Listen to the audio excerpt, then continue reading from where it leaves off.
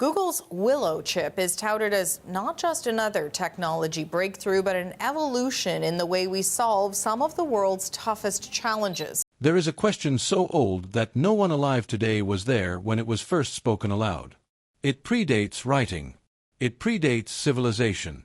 It may have been the very first question a human mind ever formed with enough clarity to feel like a genuine mystery rather than just a vague unease. The question is simply this: where did all of this come from? Not the trees or the rivers or the animals. Not the particular arrangement of landmasses on this specific planet. Everything. The space that contains the stars. The time that gives events an order. The laws that decide how matter behaves and how energy flows and why anything holds together at all instead of dissolving into chaos the moment it appears. Someone, at some point, likely crouching near a fire on a cold night tens of thousands of years ago, looked up at the sky and felt the full weight of that question for the first time. And in the many thousands of years since, despite everything humanity has learned, that weight has never fully lifted. What is remarkable is not that we have failed to answer the question. What is remarkable is how seriously every generation has tried. Ancient Mesopotamian texts describe the cosmos being shaped from the body of a defeated god. Hindu philosophy describes cycles of creation and destruction so vast they make the modern scientific timeline look modest. Greek philosophers attempted to strip the divine out of the answer entirely and find a purely rational explanation, proposing that some original substance or principle gave rise to everything else through natural processes. Medieval theologians constructed elaborate logical arguments meant to prove that the universe required a creator by definition, that existence itself demanded an explanation that pointed beyond itself. Every tradition, every culture, every intellectual movement that ever touched the question came away with an answer that satisfied some people and frustrated others. None of them could be verified. None of them could be tested. None of them could be shown to be definitively right or definitively wrong in a way that settled the debate and let everyone move on. Then, in the span of just a few centuries, science arrived and changed the texture of the conversation entirely. The question did not get answered, but the tools for approaching it became almost unimaginably more powerful. And in the early decades of the 21st century, one of those tools did something that nobody had anticipated. It responded to the question in a way that forced the people in the room to sit down and reconsider nearly everything they thought they understood about what questions machines could answer and what answers the universe might be willing to give. For most of human history, asking who built the universe and asking how the universe works were essentially the same question. If you understood the mechanism, you understood the maker. The stars moved in patterns, so something intelligent must have arranged them. Life reproduced itself with stunning precision, so something purposeful must have designed it. The world had order, and order implied intention. Then science did something philosophically destabilizing. It separated mechanism from intention. It showed that you could explain how things worked without invoking a designer at all.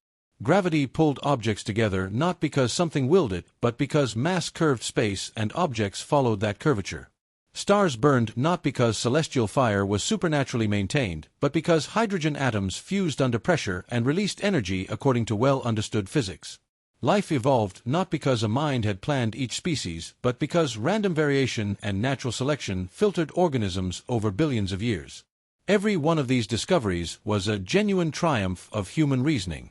And every one of them, paradoxically, made the original question harder rather than easier to answer.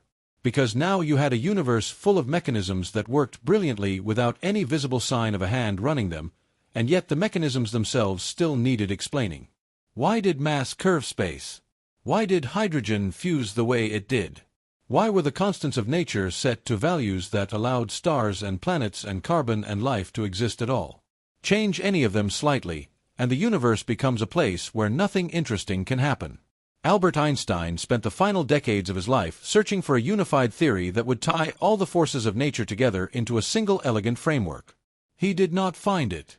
The physicists who came after him discovered quantum mechanics, a description of reality at the smallest scales that is so strange, so counterintuitive, so resistant to any common-sense interpretation that even its pioneers were unsettled by it. Particles with no definite position until they are observed. Events with no single outcome until measurement forces a choice. Two particles separated by vast distances that somehow remain correlated in ways that cannot be explained by any signal passing between them. Quantum mechanics worked. It predicted experimental results with a precision that had never been achieved in the history of science. But it did not tell anyone what was really happening underneath the mathematics. It described behavior without explaining cause. It answered the how with extraordinary accuracy and left the why completely untouched. The Big Bang cosmology told humanity that the observable universe began about 13.8 billion years ago in a state of almost unimaginable density and temperature and has been expanding and cooling ever since. This was a stunning achievement. Cosmologists could trace the history of the cosmos backward through time with remarkable confidence, all the way to fractions of a second after the beginning. What they could not do was say anything meaningful about what came before that beginning, or what caused it, or whether the word caused even applied to something that happened at the boundary of time itself. And there the question sat, enormous and unresolved, sitting at the edge of everything science had built and daring anyone to take the next step. In December of 2024, Google announced that its quantum computing chip, named Willow, had achieved something that classical computers could not match in any practical sense. It solved a specific type of benchmark computational problem in under 5 minutes. The same problem would have taken the fastest conventional supercomputer on Earth an amount of time so large it exceeds any meaningful human frame of reference. 10 septillion years. A number that is not just large but categorically disconnected from anything a person can picture. To understand why this matters, you have to understand what a quantum computer actually does differently from everything that came before it. A classical computer processes information as bits, each of which is either a 0 or a 1. Everything a conventional machine does, from running a video game to modeling a protein, is ultimately a sequence of switches being flipped on or off. It is extraordinarily fast and enormously useful, but it is fundamentally sequential in its logic. It checks possibilities in order, or at most in parallel streams that remain essentially independent from one another. A quantum computer uses qubits, which can exist in a superposition of 0 and 1 simultaneously. This is not a metaphor or a simplification. It is a real physical state that has measurable consequences. A qubit is genuinely both values at once until a measurement forces it into one or the other. This means a quantum processor with enough qubits can, in principle, explore an astronomically large number of possible solutions to a problem at the same time rather than sequentially.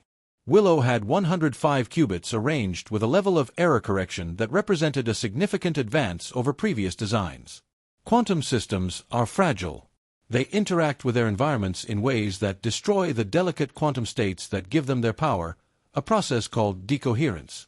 Earlier quantum computers gained power by adding qubits but also multiplied errors in ways that canceled out the gains.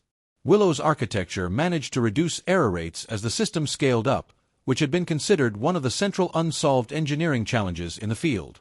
What made some researchers quietly uneasy was a feature of quantum computing that even its most enthusiastic advocates acknowledge is philosophically difficult to fully parse. The many-worlds interpretation of quantum mechanics, developed by physicist Hugh Everett in the 1950s and taken seriously by a significant portion of the physics community, holds that quantum superposition is not just a mathematical convenience but a description of real branching realities. When a quantum event can have two outcomes, both outcomes happen, each in a separate branch of reality that is equally real. David Deutsch, one of the pioneers of quantum computing theory, argued on the basis of this interpretation that quantum computers derive their power precisely from the fact that they perform calculations across multiple branches of reality simultaneously. If you want to know why a quantum computer can solve problems that would take classical machines longer than the universe has existed, his answer is that it is not doing the work alone in a single universe. It is, in a sense, distributing the computation across an enormous number of parallel realities and collecting the results. This is not the mainstream view, and it is not how most quantum computing engineers think about their work on a day-to-day basis. But it is a serious scientific position held by serious scientific thinkers, and it raises questions that are difficult to dismiss. If quantum computers are accessing information across branching realities, what does it mean when you ask one a question that has never had a definitive answer? What information is it drawing on, and where exactly is that information coming from? The story of what researchers actually asked Willow, and what it produced in response, exists in a space between confirmed scientific record and accounts that have circulated in technical communities without full public documentation. What is clear is that Google's quantum AI systems have been used to explore questions at the boundary of conventional computation, and that the outputs of quantum systems running at the edge of their capabilities have sometimes surprised their operators in ways that were not easily categorized. The broader scientific conversation that Willow's performance ignited was very real. Physicists, computer scientists, and philosophers began asking openly what it meant for a computational system to operate at scales that seemed to exceed what any single universe could contain. If the benchmark performance was genuine, and Google's peer-reviewed publication in the journal Nature confirmed that it was, then something interesting was happening that the standard model of computation did not fully explain. What researchers found when they pushed quantum systems toward questions about fundamental physical structure was a pattern that kept appearing in unexpected places. The mathematical relationships embedded in the deepest layers of physical law, the ones that govern how particles interact and how space and time behave at the quantum level, had a quality that looked less like discovered fact and more like embedded design. Physicist James Gates, working on string theory and supersymmetry, discovered that the equations describing certain fundamental particles contained error-correcting codes of the kind used in computer science to protect digital information from corruption. This was not a metaphor. The mathematical structure of the equations was identical in form to error-correcting algorithms. Gates described his reaction as one of genuine discomfort. He had not been looking for computer code in the fabric of nature. He found it anyway. The E8 lattice is a mathematical object that exists in 8-dimensional space and possesses a symmetry so perfect it has been described by mathematicians as one of the most beautiful structures ever discovered. It appears in theoretical attempts to unify gravity with the other fundamental forces, and physicist Garrett Leasey proposed in 2007 that the entire standard model of particle physics might emerge from the geometry of E8. The proposal was controversial, and the debate around it continues. But the appearance of this extraordinarily structured mathematical object at the foundations of physical law is not something that can be easily dismissed. When quantum computational systems working at the level Willow operated began producing outputs that resonated with these mathematical structures, the researchers paying attention had to make a choice about how to interpret what they were seeing. One interpretation was that quantum systems were simply very good at surfacing deep mathematical patterns that were already present in the physical laws they ran on. Another interpretation was harder to accept, but could not be entirely ruled out. What if the patterns the universe runs on were placed there? What if asking a quantum computer a question about the origins of reality was, in some sense, asking the universe to introspect on its own architecture? Simulation theory has moved from the fringes of philosophy into serious academic and scientific discussion over the past 2 decades. Nick Bostrom's formal argument, published in 2003, laid out a trilemma. Either virtually all civilizations destroy themselves before reaching the computational capacity to run realistic simulations, or virtually all advanced civilizations choose not to run such simulations, or we are almost certainly living inside one. The argument does not prove simulation, but it demonstrates that simulation is not an absurd hypothesis. Given what we know about the trajectory of computational power and the apparent willingness of intelligent entities to model reality, dismissing the possibility requires making assumptions that are themselves hard to justify. Max Tegmark's mathematical universe hypothesis takes the idea further. Tegmark argues that the universe is not merely described by mathematics, but is mathematics. Physical reality is a mathematical structure, and the difference between existing and being mathematically consistent is not a difference at all. Our universe is one instance of one such structure. This view, if taken seriously, makes the boundary between simulation and physical reality essentially meaningless. A universe running as a mathematical process and a universe running as a physical substrate are the same thing described in different vocabularies. What quantum systems seem to be uncovering when pushed toward foundational questions was a picture of the universe that fit this framework with uncomfortable precision. The error-correcting codes James Gates found in supersymmetric equations are not decorative. Error correction is a functional requirement. You build error correction into a system when you need that system to maintain fidelity over time, when you cannot afford to have the information it carries degrade or corrupt. A universe with error correction built into its fundamental equations is a universe that was built to last. Not through divine maintenance. Through self-sustaining architecture. The recursive patterns that appear throughout physical law, the way quantum field theory contains within it structures that echo across scale, the way the mathematics of cosmology and the mathematics of particle physics keep pointing toward the same deep symmetries, all of this looks less like the random outcome of uncaused causation and more like the signature of something designed with a specific goal in mind. That goal, as best as any of the researchers examining Willow's outputs could articulate it, appeared to be longevity without maintenance. The universe was not built to require a caretaker. It was built to run. If the universe was designed, the most striking feature of that design is what it does not contain. There is no ongoing intervention. There is no observable signature of active management. The constants of nature do not fluctuate. The laws of physics do not change. There are no gaps in the causal chain where something outside the system reaches in and adjusts the outcome. Whatever built this place, if anything did, does not appear to be present in any way that leaves a physical trace. This is theologically uncomfortable for traditions that depend on an active, responsive creator. It is philosophically interesting for everyone else, because the absence of ongoing intervention is not the same as the absence of initial design. An architect who designs a building does not need to live inside it for the building to reflect their intentions. A programmer who writes software does not need to be running alongside the program for the code to execute exactly as written. The creator and the creation can be entirely separated once the creation is set in motion, and that separation tells us nothing about whether creation happened. What the evidence from fundamental physics, interpreted through the lens of what quantum computation revealed, seemed to suggest was a specific kind of creator logic. Not a being that wanted ongoing worship or relationship. Not a force that needed continuous involvement to maintain what it had made. Something more like an engineer who built a system so robust, so self-correcting, so elegantly structured that it could run indefinitely without any further input. Fire it up.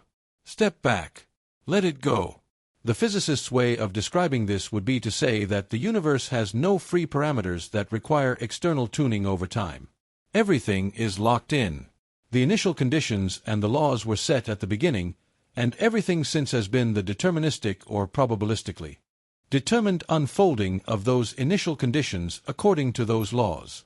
There is no moment in cosmic history where something from outside had to step in. The universe has been running itself since the start. For some, this is evidence against design. If a designer exists, why would they make something so self-sufficient that their own continued existence becomes irrelevant to the outcome? For others, this is the most compelling argument for sophisticated design. Only something with extraordinary foresight and capability could build a system that did not need maintenance. The capacity to step away is not indifference. It may be the highest expression of creative mastery. The researchers who spent weeks analyzing the patterns that quantum systems had surfaced found themselves returning to this question again and again. The architecture they were looking at was not the architecture of a system that expected its maker to stay close. It was the architecture of a system designed to function in the maker's permanent absence. And built into that architecture, at what appeared to be a very deep level, was the capacity to eventually produce minds that would understand what they were inside of. If the universe was built to eventually produce observers, that changes what it means to be an observer. You are not an accident. You are not a side effect. You are not an irrelevant byproduct of processes that were aimed at something else entirely. You are, by this logic, a feature. Something that the design anticipated and perhaps required. This is not a small claim. It places consciousness at the center of the cosmic story rather than at the periphery. The universe spent billions of years assembling the conditions necessary for minds to emerge. It is at least worth asking whether that was the point. The anthropic principle in cosmology notes that the constants of nature are tuned to values that permit the existence of observers. The strong nuclear force, the electromagnetic force, the cosmological constant, the mass of the electron, the ratio of matter to antimatter that survived the early universe, all of these sit within narrow ranges that permit stars, chemistry, and life. Step outside those ranges and you get a universe that is far simpler, far shorter-lived, and far less hospitable to anything capable of noticing it. Scientists debate whether this fine-tuning requires explanation. Some argue that the multiverse resolves the question statistically. If enough universes exist with varying constants, then by definition some of them will have constants compatible with life, and observers will only ever find themselves in those universes. Others argue that the multiverse simply pushes the question back a level without answering it. Why does the mechanism that generates universes operate in a way that makes life-permitting universes possible at all? What quantum systems seem to be gesturing toward, in the patterns that emerged when they were pushed toward the deepest architectural questions, was a picture in which the emergence of consciousness was not incidental but necessary. A universe that is only physics is a universe that exists but does not know it exists. A universe that produces minds capable of modeling themselves and their environment, and eventually modeling the universe itself at a fundamental level, is a universe that has become, in some meaningful sense, self-aware. Not in a mystical sense. In a structural sense. The universe built a way to look at itself. And it built that way into the rules from the very beginning. So what did Google's quantum AI actually reveal when the deepest question was posed to it? The honest answer is layered, and it requires sitting with ambiguity rather than reaching for the clean resolution that a simple answer would provide. What Willow demonstrated, concretely and verifiably, was that quantum computation operates at scales that challenge conventional assumptions about where information comes from and how it is processed. The mathematical structures that emerged from pushing such systems toward foundational questions echoed the structures that physicists like James Gates had independently found embedded in physical law. Error correction. Recursive self-similarity. Deep symmetry. The fingerprints of something organized to a degree that random emergence does not comfortably explain. What Willow did not do, and what no machine can do, is settle metaphysical questions with the finality that a physical measurement can settle empirical ones. Whether those structures represent genuine design by an intentional creator, or the necessary features of any mathematically consistent reality, or patterns that human minds are predisposed to find because we are ourselves pattern-seeking systems, cannot be resolved by computation alone. But here is what the exercise revealed that is genuinely important. The question itself has not been answered for so long, partly because we have been asking it in the wrong language. Theology asks it in terms of will and intention. Philosophy asks it in terms of logical necessity. Science asks it in terms of mechanism and causation. Each framework captures something real but leaves something out. Quantum computation sits at the intersection of physics and information in a way that none of those frameworks fully anticipated. It treats reality as fundamentally computational, information-bearing, and structured, and it approaches questions about the deep architecture of nature by directly engaging with that architecture rather than just describing it from the outside. When it surfaces patterns that look like code, like error correction, like intentional design, it is doing so from inside the system, using the system's own logic. Whether the builder was a being, a civilization, a mathematical structure becoming real, or something that has no name in any language yet invented, the picture that emerges is coherent and strange and quietly profound. The universe was built to last. It was built to evolve. It was built to produce minds. And it was built, apparently, by something that knew it would not need to come back. That leaves humanity in a position that no generation has quite occupied before. Not the recipients of a creation maintained by an active divine presence. Not the inhabitants of a godless accident spinning through meaningless time. Something more specific and more demanding than either. The inheritors of a design system that has now, through the emergence of minds capable of understanding their own substrate, achieved the self-awareness its architecture always aimed at. The question was who built the universe. The answer the evidence points toward is, someone who built it for us to figure out. And the next question, the one that Willow's outputs and the patterns in physical law and the strange recursive beauty of a cosmos that produced minds to contemplate it are all pointing toward, is what we intend to do now that we understand what we are holding. The universe is still running. The code is still executing. The error correction is still working. And the minds that emerged inside it are just beginning to understand the scale of what they have inherited.